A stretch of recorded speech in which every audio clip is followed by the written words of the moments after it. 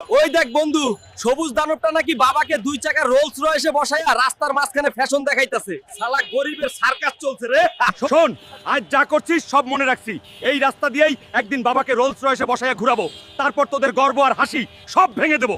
Sir, আপনিই boxing এর ফাইটের লোক বাছেন স্যার, আমাকেও খেলতে দেন প্লিজ স্যার, একটা সুযোগ দেন, আমি প্রমাণ করে দেখাবো। এই দেখ, হাল্ক রহিম দ্য টাইগার আর কাবির আয়রন ফিস্ট 5 বছর ধরে চ্যাম্পিয়ন, এদের সাথেই লড়বি ভেবে বলছিস তো? জি স্যার, আমি লড়বো। আজকের মেগা ফাইট, ইন্ডিয়ার হাল্ক বনাম রহিম দ্য টাইগার। এই নাকি ইন্ডিয়ার ফাইটার? এত দুর্বল মানুষ পাঠাইছিস কেন?